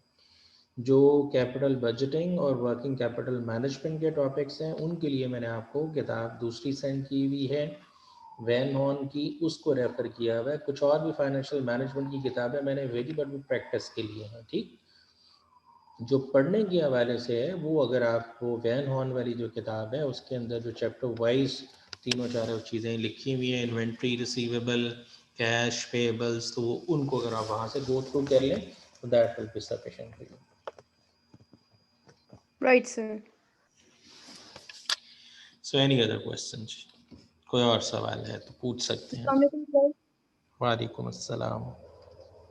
सर, सब्जेक्टिव पार्ट में जो हमारे लॉन्ग क्वेश्चंस होंगे उसमें से कितने आते हैं पेपर में, मतलब टोटल कितने होते हैं? जी, वो भी जो पेपर पैटर्न में मेंशन किया गया है उसके अंदर तो 3, 5, 6 ही लिखे हुए हैं। मैं आपके सामने, let me open that, just a minute. लेकिन अगेन वो भी कोई इतने लंबे नहीं हैं कि आपको पूरे का पूरा कुछ सॉल्व करना है। वो अगेन कुछ पार्ट होगा, अगर कुछ एक आध पार्ट होगा तो उस एक आध पार्ट के आस्पेक्ट में ही आपसे वो पूछा जा रहा होगा। ठीक है sir, thank you.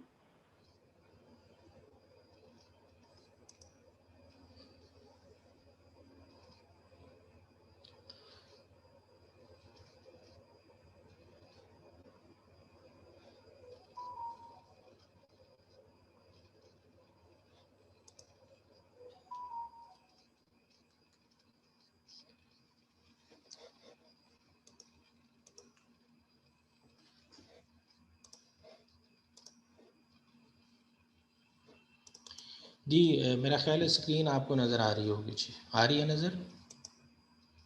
Yes sir. अच्छा जी, ये आपकी ICMA की वेबसाइट से मैंने ये ओपन किया है। मैनेजरियल अकाउंटिंग का जो मैनेजमेंट अकाउंटिंग पेपर है, इसमें क्या कुछ है ये आपके सामने A to F पार्ट्स हैं। 20 से 30 MCQs लिखे हुए इन टोटल, और जो प्रैक्टिकल है मैंने बता दिया कि वो 30 के करीब MCQs होते हैं। ये 10 से 15 2 नंबर के हो सकते हैं, और मैंने बताया 2 नंबर वाले सिर्फ वही होंगे जिसमें एज सच कोई कैलकुलेशन परफॉर्म नहीं करनी पड़ेगी। 10 से 15 यानी 10 to 15, 10 भी हो सकते हैं, 11, 12, 13 भी हो सकते हैं। वो सब्जेक्ट हो कि टोटल नंबर कितने करने हैं उन्होंने, और उसमें से कुछ 3 नंबर वाले हैं, कुछ 4 वाले हैं, कुछ 5 वाले हैं। तो इन तमाम का टोटल स्कोर वो 60 से 80 नंबर के दरमियान रेंज करेगा। लेकिन प्रैक्टिकली तकरीबन 30 के करीब सवाल और 70 के करीब उसके मार्क्स बनते हैं, जो कि MCQ वाला पार्ट है। रिमेनिंग जो 30 मार्क्स रफली जो बनते हैं, यहाँ से अगर असेस करें तो 60 से 80 नंबर अगर यहाँ पे चले गए तो ज़्यादा से ज़्यादा नंबर जो सब्जेक्टिव पार्ट के वो 40 हो सकते हैं, और कम से कम नंबर उसके 20 हो सकते हैं। तो वो जो है उसके अंदर जो नंबर ऑफ़ क्वेश्चंस हो सकते हैं वो 5 से 15 लिखे हुए हैं, यानी 5 भी हो सकते हैं, 15 भी, लेकिन ये प्रैक्टिकली 15 कोई नहीं है। अगर ये 5 लिखे हुए हैं तो 5 के करीब तो सवाल हो सकते हैं, और 5 के करीब जो सवाल हैं उसमें कुछ 3 नंबर के हैं, कुछ 4 के हैं, कुछ 5 के। तो माइंडेड वो जो 5 नंबर का सवाल होगा उसकी लेंथ कंपैरेटिवली थोड़ी ज़्यादा होगी, बाकी सवालों की लेंथ कम ही होगी। सिर्फ ये है कि वो सारा काम जो न्यूमेरिकल MCQ सॉल्व करने के लिए आपने रफ पे किया और सिर्फ चॉइस चूज़ कर ली, वो सारा काम आपको लिख के करना होगा। जो स्पेस प्रोवाइडेड होगी कंप्यूटर स्क्रीन पे, वहाँ पे आपको लिखना होगा कि ये प्लस ये और कैलकुलेटर पे प्लस करके आपको उसका टोटल वहाँ पे कोट करना होगा। तो वैल्यूज़ वगैरह जो भी हैं वहाँ पे मेंशन करना होगी, बट उसकी जो डिस्क्रिप्शन है वो भी साथ आपको बयान करना होगी। आई वो बात समझ आई है जी। जी sir, thank you so much. अच्छा जी, ठीक है जनाब, फिर मेरे ख्याल में बात को कंक्लूड करते हैं। मैं बात का इख्तिताम एक आध बात को रेफ़र करते हुए वाइंड अप करते हैं। अगेन ये कहते हुए कि आप लोग नंबर 1 इस चीज़ के हवाले से यकीन रखें कि आप कर सकते हैं, यू कैन डू इट। अगर आप इस यकीन के साथ जाएंगे तो इंशाल्लाह you will be able to qualify. आप अपने ऊपर जो कॉन्फिडेंस है और अपना लेवल उसको ज़रा बड़ा हाई रखें, मेंटेन करें अपने ऊपर कॉन्फिडेंस को। ये यकीन रखिए कि जो आप कर रहे हैं वो ठीक कर रहे हैं। जैसे बहुत सारे शुरू के दिनों में आई होप या बहुत सारे लोगों ने इन बिटवीन भी मुझसे ये कहा कि जो टॉपिक या मटेरियल हम शेयर करते हैं तो वुड इट बी पॉसिबल कि इसका सोल्यूशन भी शेयर कर दिया जाए।